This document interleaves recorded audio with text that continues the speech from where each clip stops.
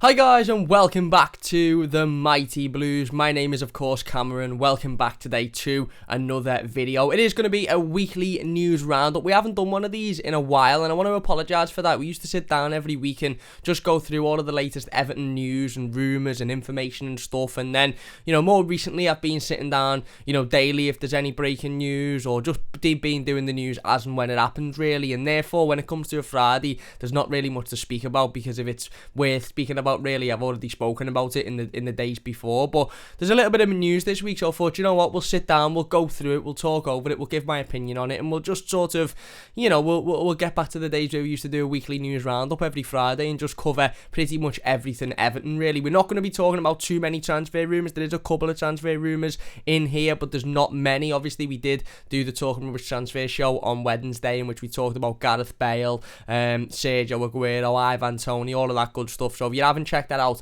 please do so. I'll give my thoughts on why I don't think Everton should be signing any of players, with the likes of Coutinho or Gareth Bale or Aguero. I just think we should stay well away from those types of players. Not because there's anything wrong with those players or they're not good players. They are, of course. They're very, very good footballers, but they're just not what Everton need at the moment. But we spoke about all of that on Wednesday's Talking Rubbish transfer show, so if you haven't seen that, please do check it out. But we're going to go through some other transfer rumours that we didn't talk about. We're also going to talk about some other news, topics and articles regarding Everton Football Club. So let's get straight into it anyway. The Carabao Cup team of the tournament for the 2020-2021 Carabao Cup has been announced, and quite surprisingly I think there's 5 Everton players included in the team of the tournament. The first being Niels Nkunku at left back.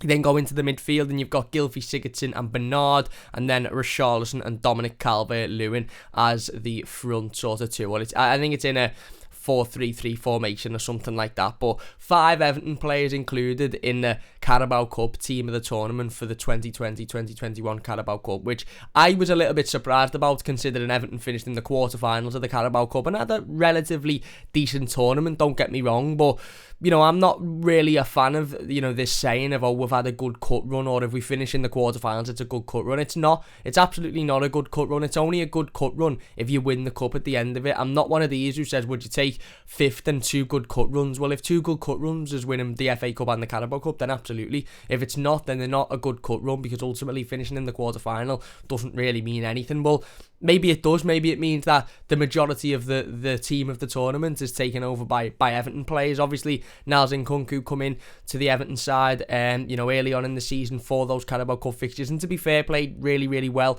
Nothing wrong with him whatsoever. It was absolutely fantastic, and I think we've all been crying out for him to get another opportunity since then.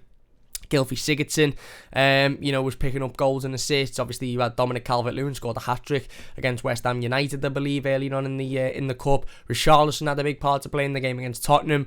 Bernard, Bernard scored the winner against Tottenham, but whereas Richarlison had scored early on in the Carabao Cup campaign, Dominic Calvert-Lewin had scored early on in the Carabao Cup campaign, Bernard, I think, only really scored that goal against Tottenham. So, listen, I'm not too sure how or why it's happened, but Everton have got 5 players in the Carabao Cup team of the tournament for the 2020-2021 season, which, look, there's not much to go off this season, is it? Doesn't look like it's going to be a one that we can talk much about come the end of it, certainly in terms of league position, depending on what happens in the next few games or so. So we'll take that one. Everton and Arsenal, according to Sky Sports News, are preparing a bid, or considering a bid, should I say, rather, for Sheffield United midfielder Sander Berge. This is coming from Sky Sports, like I said. Look, I like Sander Berge. I think he's a decent player. Again, I don't really think he's what Everton need, to be honest with you, in our central midfield. I think he's probably not as quick as we need a central midfielder to be coming in the summer. Like I said, I think he's a decent player. He's good on the ball. He can find space. He can find his man. But ultimately, Everton have got a lot of those midfield players who are good on the ball and can find space at times, but off the ball, aren't very good. And I'm not saying Sander Berge isn't very good off the ball, but I just don't think he's exactly what we need, to be honest with you. If Everton went out and signed him in the summer, he'd be a decent player, he'd come in, but again, I think we need to be looking at some more athletic players that can get about that midfield, that can, do that role of Abdoulaye Doucouré, if you like, because ultimately, we've only won 1 game in 10 since Abdoulaye Doucouré's been out injured, and it's been quite evidently clear that whilst Abdoulaye Doucouré isn't in this Everton team, we're significantly worse, certainly in the midfield. I mean, there's just no energy in there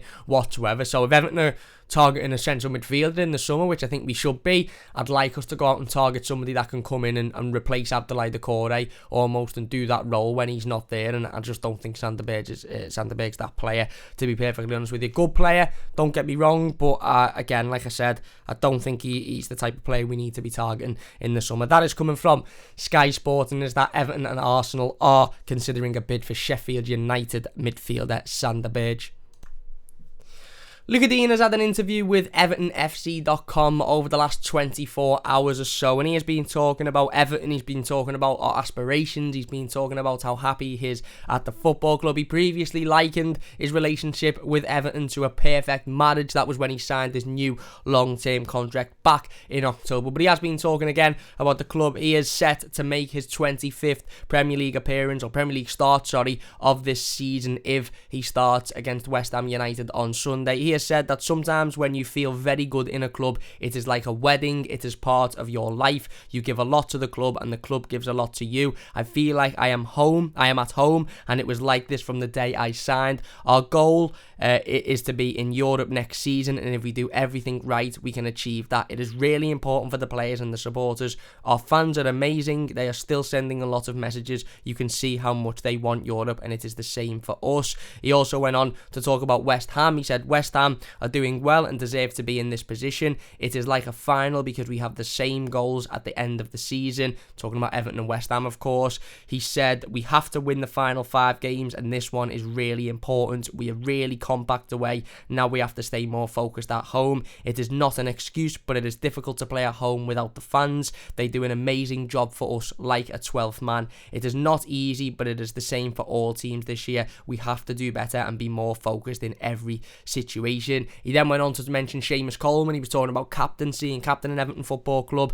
He said the real captain, talking about Seamus Coleman, he said, I'm very proud to be captain. It is a big responsibility, but I don't feel different when captain. I try to be a leader and I give my best every day. The real captain is Seamus. He is the captain with a big C. He is a big leader, a positive leader, a really good man. He is there for you on and off the pitch. He also said, I give everything every week and I am happy to play and have responsibility in this team. I didn't know the Villa game would be my 300 appearance. My dad sent a message to me. I am very proud to reach 300, but I want more and hopefully will do more. Another 300 if my body is okay. Why not? So there you go. Strong words from Luca Digne there. And again, an interview that I think when a lot of Evertonians read it, they sort of probably felt a little bit, like, again, listen, I really, really like Luca Digne doing. I think Luca Digne's been one of Everton's standout performers this season. Again, he is very consistent defensively. Don't get me wrong, sometimes he can get caught out, and we know that, but certainly going forward, he's put in a lot of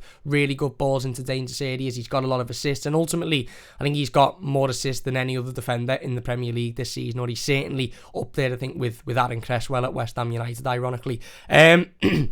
The reality of the situation is Luca Digne's coming out there, and again, look, he was always going to do this, and you sort of knew whenever players get interviewed in and around this space in the season and this time in the season, and Everton aren't doing too well, then you sort of know the players are going to come out and talk about Europe and how our goal is to finish in Europe and how we have to show that and we have to be at 110%. And look, I get it. I get where Evertonians are coming from and saying, yeah, well, the players come out and they say this every week and they still turn up the week after and they don't perform, or they still turn up the week after and they don't look like they care. But, ultimately, Luca Digne's pretty much set out there and basically said if we don't finish in Europe, then it's, it's pretty much our own fault. We have to win the final 5 games, and this one is really important. It is like a final because we have the same goals at the end of the season. Now, that's all well and good, Luca Digne saying that.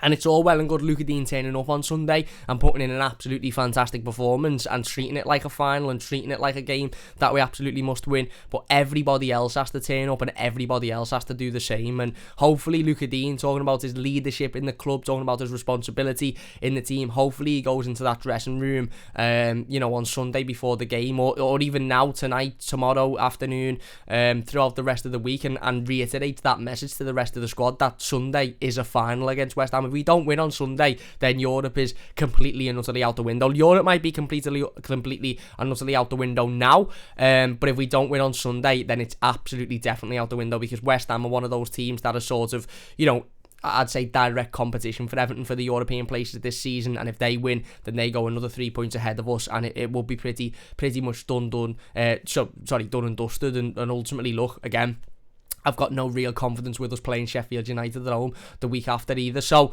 look, Luca Dean, again, it's all well and good, and I like Luca Dean, and like I said, he has been a standout performer this season for Everton, so it's not like we're sitting here and it's an interview from, I don't know, I'm not going to name names, but it's an interview from a player who hasn't really played well all season. It's coming from Luca Dean, who has been one of our better players, has been one of our most consistent performers, but his message is very clear there. It's very, very clear and concise, and it's that this game on Sunday is a final. This game on Sunday is a must-win. We have to win, and it's all well and good saying that, but go out on the pitch and show that. Not just Luca Dean, because it's all well and good Luca Dean going out and putting a 10 out of 10 performance in and putting 4, 5, 6 unbelievable crosses into the box, but if Dominic Calvert-Lewin doesn't think this is a final and it's a must-win, then he's not going to get on the end of the crosses. If Alex Iwobi and Andre Gomez in the midfield don't think it's a final and they've got to win, then they're going to be bypassed, as they are pretty much every week, and we're probably going to get absolutely bounced. So that message needs to be reiterated throughout the entire squad, and I'm not too unhappy with Luca Dean coming out. Like I said, if it was another player who hadn't really been playing well at the moment, I'd say, well, hang on, you haven't treated any other game like a final, you haven't really treated any other game like you want to finish in Europe, whereas Luca Dean has been a consistent performer this season. But that message has got to be spread throughout the entire squad. Then, again, that interview, that paragraph there, that big speech about how, every game's like a final now, and, we have to win every one of our 5 games, and our goal still is in Europe. If they go out on Sunday and they turn up and it's like, yeah, we'll get battered here, these are well better than us, and we get ran off the park, then it's very clear that message isn't, that, the message of we need to finish in Europe isn't throughout the rest of the squad. It might be in individual players, but it's not as a collective. So, like I said, really good interview by Luca Dean, talking about the club, talking about it being like a marriage, it's part of your life, talking about, the captaincy and being proud to be a captain. But that little segment there about where we want to finish and at this game on Sunday being like a final, go out and show that then. Go out and show that, because I'm sick and tired of players coming out and saying things like that, and then the week after going out and, treating it like, not even like a game of football, treating it like it's just, a couple of lads have come over to you on holiday and said, do you want a kickabout? And you've gone, yeah, I'm on my holiday, so I don't really care, I'll have a little bit of a kickabout. Go and treat that game like a final. I want to see those Everton players treating that game like it's a FA Cup final on Sunday, and going out and giving 110%. And look, will we? We'll probably perform a lot better because we're away from home, and we do perform a lot better away from home than we do at home. But ultimately, we need to go out and get the win. We will have the game preview out to the West Ham game a little bit later on. By the way, we'll be live streaming that one, so don't forget to join us for that, going through our predicted starting 11s and all of that good stuff as well. Another Everton player has been talking to EvertonFC.com over the last couple of days or so, and that has been Alan. He has been talking about how happy he is at Everton Football Club. He's also been talking about the European Super League. He has started by saying it was quite awful and upsetting to hear of this European Super League proposal, as this would have ended the dreams of so many children who dreamt of playing in the Champions League through sport and merit, of playing in a European competition after a great season and going on to challenge big clubs. It was the type of news that sort of pulls the rug from under you, people prioritising self-interest and money over what really matters in our sport, which is passion and love for the fans. The accumulated passion for football over so many years up to the present day. It's great that the league was cancelled. It's great that the love of football prevailed, the love from the fans and the players and all of the clubs who make up this sport and that we love and know. He also went on to say, he was talking about the clubs in more detail. He said some of those 12 clubs have been going through difficult times. Take AC Milan, for example. They haven't competed in the Champions League for many years. I think it was 2013-14 they last competed. This season they're doing really well and could qualify. We know all teams go through difficult periods in football, but they can come back through planning and competency and their players. He also said they can get back to achieving great things. It has to be about merit. Atalanta in Italy are improving every year. Everton have invested to compete with the biggest clubs. He then went on to talk about settling in at Everton and settling in within the city of Liverpool and how happy he is within the city of Liverpool. Obviously, we heard last week on social media that he's interested. Alan wants to sign a new contract. He wants to be here as much as possible. Carlo Ancelotti did come out and say, we're not really focusing on Alan's contract at the moment. He's only just been brought into the football club and there's other priorities, which is understandable. But it's really, really nice to hear Alan come out and express that, not even a year into his Everton career, he wants to stay. He wants to continue on here. He likes it here. But before we go and talk about that, he said, knowing my wife and children are happy is the most important thing for me. They've given everything to be alongside me. My wife left her family and friends in Brazil. My children had to leave behind all of their friends in Italy to come with me to England on this new adventure. We've moved to a nice, quiet town. My children settled in really well at school. They're really happy, and my wife is really happy where we live. Seeing them happy and smiling is the most important thing in the world. I'll do everything possible so they continue being happy and joyful, and this will give me the strength to do my work on the pitch better than ever. And that's obviously just a really, really nice message from Alan there, talking about the importance. And again, bringing football down to ultimately what footballers are. And I know that, and we've mentioned this a lot of times on this channel, I understand that at times we can get carried away as a fan base with footballers because they're on so much money and because they're in the limelight and they're on the telly and you watch them every week. We can get a little bit carried away, I think, with thinking that they're superhuman and don't really have emotions and they don't really have feelings, and that they can't just have days where they don't really feel up to it or they don't feel well or they're struggling a little bit. We get carried away with all of that, and we think because of how much money they make, because of the fact that they're on this grand stage of television week in, week out, that they're superhuman, and they don't have the emotions that all of us have, the rest of us have. But again, it's really, really nice to hear Alan basically sit down and say, no, look, my wife is happy, my children are happy, and that's the most important thing for me. And again, it makes you think, doesn't it, when some players are coming to football clubs and they're not particularly playing well, and the automatic answer is they don't fit into the league, they're not good enough for the league. But in reality, it might just be that the family isn't happy, the friends are wanting them, aren't very happy being in the country, or their children aren't settling in at school. It could be any of those other things. So it's really, really important that Alan's coming out and saying that his family and his his children and everything are happy and they're settled and they really, really like where they live. He then went on to talk specifically about his Everton career. He said, my thoughts are to remain at Everton for as long as possible. It feels good. I feel at home here. When you feel good and motivated to do your best on the pitch, there is no reason you would think about moving. It's very early to have this conversation, talking about a new contract, I know, but I'm really happy here and hope to stay for many years and leave my marks in the hearts of the fans and at the club. I am really pleased with the way I was welcomed and how the supporters received me. I still haven't had that feeling of the fans in a full Goodison Park, but I've received a lot of messages welcoming me and congratulating me on my first season in an Everton shirt. I hope to repay them on the pitch through good performances and to leave an important legacy at the club. He then went on to talk a little bit more about returning from injury. He said, without a doubt, prior to the injury, I was in really good physical and mental state. He said, when your confidence is up, you can take your game that bit further. Coming back from injury, I'm aiming to continually improve my fitness and technique and increase my confidence. It's not easy after nearly 3 months out to go back to doing things exactly the same as before. I want to get back to my highest level, the peak of my game, and give all of my teammates in this final part of the season.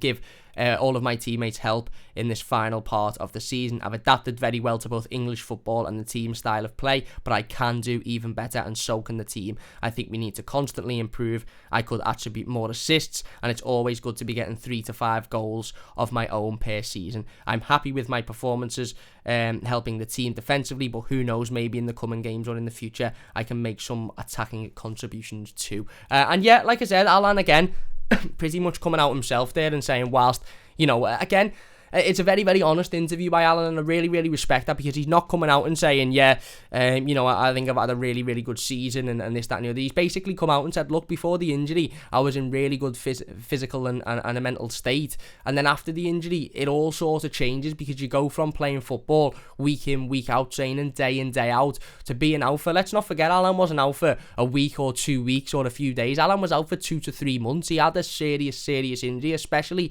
at the age of 29, when your hamstring goes in the middle of a game like that. Not many players come back the same. Not many players can recover from that. So it is really, really nice to hear Alan come out and be honest and basically just say, look, yeah, before the injury, I was in great physical state. I loved it. It was brilliant. But after the injury, I've sort of struggled to get back to that, because, when you go from doing something every single day, every single week, constantly in a routine, and then you go 2 or 3 months without doing it, you can't just jump straight back into it and expect to be the same as you were beforehand.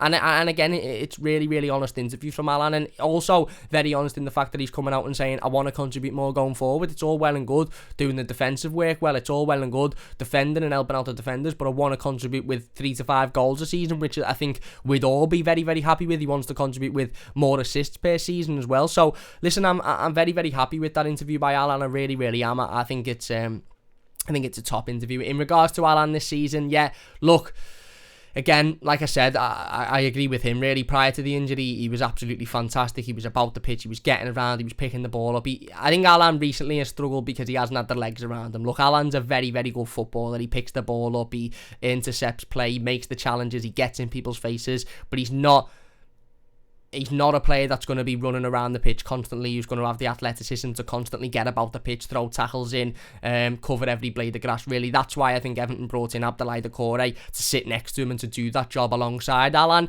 Now, whilst obviously Abdoulaye Doucouré's been out, Alan sort of had Andre Gomez and maybe Gylfi Sigurdsson or Fabian Delph next to him, who don't move. So he sort of had to do the role of 2 or 3 players there, Alan, and that's caught him out on a couple of times. There's been a couple of times when he's been caught out of position, or he's being caught for pace by opposition players because he's having to do the role of Abdoulaye Doucouré and himself, because the other midfielders, let's be honest, are pretty useless, certainly off the ball.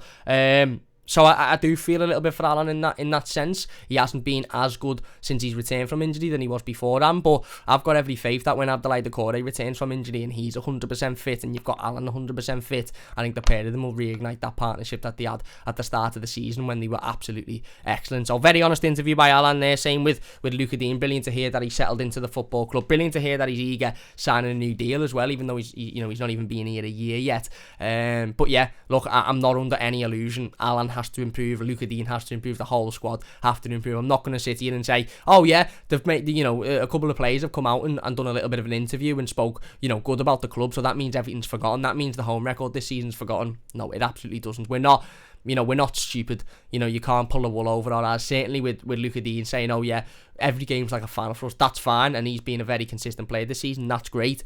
Every other player needs to adopt that mentality now, because we're not silly. It hasn't been good enough recently. But like I said, overall, positive, good interviews by both Alan and Luca Dean there. Anyway, moving on to some more news. There has been a couple of fixture changes over the last couple of days or so. The Aston Villa game, of course, has been changed to Thursday, the 13th of May. That's this upcoming Thursday with a 6 p.m. kickoff. And the Wolves game, which is the game with fans in Goodison Park, the last home game of the season, which will allow fans in, is now on the 19th of May, which is just 6 days later. And that's a 6 o'clock kickoff as well. And that's done me head in a little bit, to be honest with you. I haven't got a ticket for that game, and I don't think I've found out yet. My dad done it for us, but from all I know at the moment, I haven't got a ticket for that game. But to put the first game of not the first game of the season, because we had Arsenal and Chelsea, I get that, but to put the first game in the last 2 or 3 months, to have fans back in the stadiums at 6 o'clock on a Wednesday is absolutely shocking. And I don't know why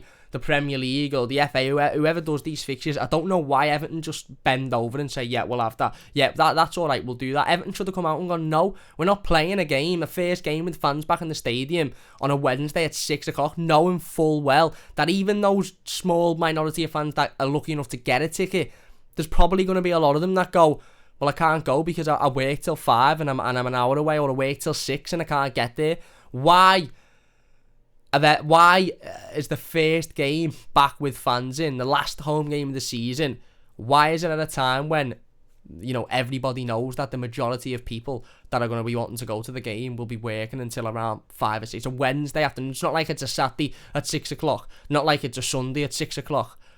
Not like it's a Wednesday at 8 o'clock where it's enough time for people to get home and actually get changed and have a scan or something. 6 o'clock on a Wednesday, most people will be working or just getting home from work, stuck in the traffic. It's a shocking time. Obviously, it's great that fans will be back in the stadium, and if you've got a ticket and you're lucky enough, absolutely brilliant. I hope you enjoy it, and I hope Everton actually turn up at Goodison for once this season. But the time is just ridiculous for me. It's absolutely shocking. Anyway, another transfer rumour. It's been floating about over the last few days or so. This is according to Tutto Juve, and it is that Everton want to sign Juventus keeper Wojciech Szczesny, obviously ex-Arsenal. They have said that a €10 million offer would be enough to convince the goalkeeper to join Everton, and Everton are wanting to bring him in as competition for Jordan Pickford.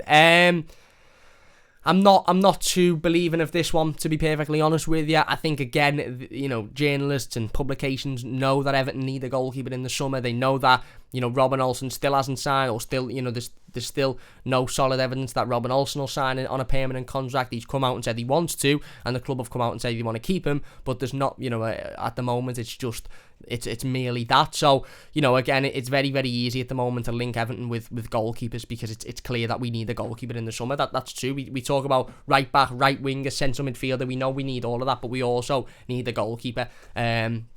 Okay, if Robin Olsen signs, then we don't, but we don't know whether Robin Olsen is going to sign yet. So, again, I don't believe this one whatsoever, to be honest with you. Would I have Wojciech Szczesny for 10 million? Probably not, because I think you could buy goalkeepers I think you could buy a good enough backup goalkeeper for a lot less that would be happy sort of sitting on the bench as a backup for Jordan Pickford. I'm not too sure Szczesny would be happy sitting on the bench as a backup for Jordan Pickford. And like I said, 10 million isn't an awful lot, but I honestly reckon that you could buy a backup goalkeeper for a lot cheaper than 10 million who'd provide a decent competition. I'm not just talking about any goalkeeper that isn't good enough to provide competition. For example, the talk early on in the season was that Robin Olsen cost us around £6 million, and I think he is good enough to come in and provide that backup. So I don't really believe this one, and I don't really want it to happen either. I think it's just pure paper talk, and it's easy to create these types of rumours because it's evident that Everton need a goalkeeper this summer. Next bit of news is coming from Fabrizio Romano. Really, really interesting. Again, Fabrizio Romano is that journalist that everybody sort of waits to hear from. Everybody wants to know what he's got to say. And he has tweeted out a couple of days ago that Everton are planning to sign a centre-back this summer. Araujo is highly appreciated at Barcelona, but they will not sell him. No talks are for the Merle yet. He is not a target. And he also went on to talk about Max Aarons, and he said new clubs have joined the race for Max Aarons, and Everton are looking at other opinions. Now, let's split this into two segments for a minute. The segment about Everton are planning to sign a centre-back. Now, that for me tells me that one of Michael Keane, Yerry Mina or Mason Holgate are leaving Everton Football Club this summer. I really, really don't think Everton would go into next season with a new centre-back, Yerry Mina, Michael Keane, Mason Holgate, Ben Godfrey, and then you've got Jared Branthwaite, Lewis Gibson. Now, okay, Jared Branthwaite and Lewis Gibson might leave the football club on loan and go and get more experience, and that's fine, but that still leaves you with 5 first-team centre-halves, knowing full well we haven't got a right-back, we haven't got a winger, and we haven't got enough quality central midfielders. So as soon as I read this rumour, I thought that pretty much says to me that Everton are maybe planning to prepare to sell probably one of Mina, Keane or Holgate, because I don't think they'd be planning to sell Ben Godfrey. He's only just come in, he's been absolutely excellent, and there's obviously a further plan for him. There's been a lot of talk over the last couple of weeks or so about it being Yerry Mina who leaves the football club. I don't want Yerry Mina to leave the football club, if I'm being perfectly honest. I really, really like Yerry Mina. I think he's our best centre-half. I think he's been our best centre-half this season.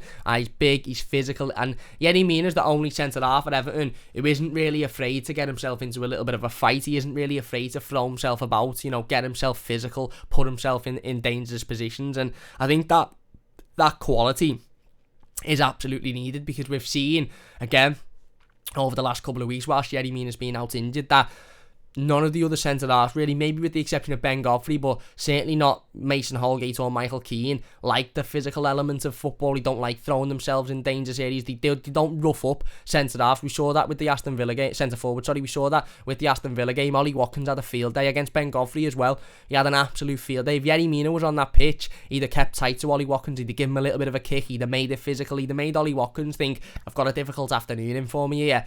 Whereas, Mason Holgate and Ben Godfrey didn't do that. They allowed them to run round, they allowed them to get the best of them, and, again, that's why I think Yerry Mina is such a prized asset to Everton. He has been the centre-back that's been linked with a move away more so than any of the others. But I don't really understand this. Have Everton got the best centre-backs in the league? No. Have Everton got the best centre-backs in Europe? No. Like I said, I've said it before when we were linked with Kalidou Koulibaly. I said it, on Wednesday, being linked with Coutinho and Gareth Bale, etc. If Everton were one centre-back away from being the best team in the world, if we had one of the best strikers in the world, the best wingers, the best right-back, the best centre midfielders, and we were just one really world-class centre-back away from being the best team in the world, i.e. winning the Premier League, certainly winning the Champions League, a bit like the other lot did when they signed, Van Dijk a few seasons ago, then great, go out and sign another centre-back and turn us into that best team in the world. But we're not that. We're a right-back, a right-winger and a centre midfielder away from being a semi-decent, consistent Premier League team. Never mind the best team in the world. So why we're looking at bringing in another centre-back? Now, Everton might have boxed off right-back, centre midfielder, right winger, and now they're looking at centre back, and that's fine as long as you've boxed off those key areas, because those three positions I've just mentioned specifically, and probably another centre forward and a goalkeeper. So that's already 5 positions we're looking at before we even talk about centre back. Those 5 are much more important than centre back at the moment, and I would be a little bit upset unless one of the centre-backs I've just mentioned says, I want to leave, I need to leave, I want to go, and we're sort of, our hands are tied a little bit, then, okay, but I'd be really disappointed if Everton pursued selling one of our current centre-backs to bring in another centre-back before we address any of those other areas. And if I'm being completely honest with you, I don't even think we'll address those 5 areas in the summer, to be honest. I don't see us signing a right-back, a right-winger, a central midfielder, another striker, and a goalkeeper in the summer. Maybe we will, but all of those positions need addressing as a matter of urgency before centre-back is even brought into the conversation. Never mind centre-back being in the conversation from the off. That's just my opinion anyway. Again, he doesn't say anything about targets. He says, I think it's Arroyo, I can't pronounce it, but young, highly appreciated centre-back at Barcelona. He isn't being linked. They're not willing to sell. And Demorel at is not being linked as well. On the Max Aarons situation, a lot of Evertonians maybe felt a little bit upset with the Max Aarons news and maybe felt a little bit panicky. I've seen a lot on Twitter about, Everton have thrown in again, Everton have backed out, Everton have walked away. It's a very, very vague statement by Fabrizio Romano. A very, very vague statement by Fabrizio Romano. He's practically coming out and saying other clubs are in the race for Max Aarons, which of course they're going to be. He's one of the best young right-backs in world football, and Everton are looking at other options, which is a positive thing. Now, when you put those two together, if he come out and said one tweet and said other clubs are looking at Max Aarons, we'd all go, yeah, obviously they're looking at Max Aarons. He's a very good, highly anticipated right-back. No issue with that. And then if 3 days later he come out and said Everton are looking at some other options for right-back, you'd probably say, well, yeah, good, we're keeping our options open. We're not just putting every egg in Max Aarons' basket, and we're looking at alternatives if we can get a better right back for a cheaper price, or we can get somebody maybe that's at that age with the potential, with the promise that Max Aarons has got, but for not as much money, for not as high of a wage, etc. You'd say, yeah, Sam, no issue with that. But when you put them two together, and Fabrizio Romano, I don't know whether he's done it purposely and he's being quite clever, or he's just done it, not knowing, but when you put those two together, you make a very vague statement that can be taken in multiple different ways, and one of those ways is new clubs are joining the race for Max Aarons and Everton are looking at other options, which I think a lot of Evertonians took that as clubs are coming in and going, we want Max Aarons, and Everton have gone, no, alright then, we'll back out, we don't want him now because you want him. That's not the case, trust me, that's really, really not the case whatsoever. The reality of this situation is, obviously, other clubs want to sign Max Aarons. He's a very, very good young right-back with a lot of potential, and Everton obviously are going to look at other options. We'd all be sitting here if Everton come out and said, we only want to look at Max Aarons. Max Aarons is the only name in our mind. We'd all be sitting here going, well, that's a bit stupid, really, because if Max Aarons turns around and decides to want to go to somebody else, then we're stuck then. We've got no other names, we've got no other options, we've got no other players who we can pursue, and we know that, again, like I said, as a matter of urgency, we need a right-back this summer. Right-back and right-winger are just a cert. If we don't sign a right-back and a right-winger, in fact, no, right-back, right-winger and central midfielder, if we don't sign any 3 of them, don't expect a much better season next season than what we've had this season, because there's not enough energy in this team, there's not enough pace, there's not enough athletes, there's not enough fire in the belly of the players, there's not enough movement, there's not enough mobility. We need those 3 positions as a matter of urgency. So what I would say about Fabrizio Romano's tweet on Max Aarons is, don't really, take it with a pinch of salt. It can be heavily taken out of context, and it's a very, very vague statement. He's not saying new clubs have come in for Max Aarons and therefore Everton have decided that they don't want to sign him anymore. He's basically saying Everton are looking at other options, which is great. That's what we should be doing. And other clubs are interested in Max Aarons, which is obvious. He wouldn't. If other clubs weren't interested in Max Aarons, I'd be sitting here going, well, why? If we want to spend 30, 40 million on him, if he's this next big thing, why are we the only club interested in him? So, yeah, again, It was a very vague statement, and to be fair to Fabrizio Romano, he's usually very sound. He seems like a sound fella. Very reliable with his information, and he's probably just done it accidentally. He's probably just put together the tweet and gone, yeah, we'll send it out, and hasn't really realised that it could be misunderstood because of how vague it is. But I think if he come out and explained it a little bit more, he'd say, well, I wasn't saying Everton aren't interested. I was saying that Everton have got various names, including Max Aarons, and other clubs are interested in Max Aarons as well. So yeah, I don't think there's much to be made out of that one, to be perfectly honest with you. Another bit of news is that the Premier League have announced that the set of fixtures for the 2021-2022 Premier League season will be released on the 16th of June at 9 a.m. So if you're on social media, you'll be able to go on Everton's social media at 9 a.m. on the 16th, and you'll see who we play on the opening day of the season, when the Merseyside derby is at Goodison, when the Merseyside derby is at Anfield, who we play on Boxing Day, who we play on the last game of the season. You'll be able to see all of those fixtures, and you'll also be able to see, more than likely, because it usually is this way, that we play every single one of the top teams all in December within the space of about 2 weeks. So again, expect that. It was funny, I read the Premier League website, and it was like, who did your team play on the opening day? Who did they play on Boxing Day? When's the biggest derby? Find out on the 16th of June at 9 a.m. And I felt like sort of just saying, well, I know that we'll play Man City, Man United, Chelsea, Liverpool, Tottenham, and Leicester probably within the space of about 3 days in banging at Christmas time in December, because it happens the same time every year. The same fixtures happen at the same point every season. So, but anyway, look, that's just me going on a bit of a rant about the fixtures. We just spoke before about the fixtures. I think we play now the remaining 5 games of the season, 6 games of the season. We play them over 2 weeks. We play 3 games in 6 days, I think, which is just shocking.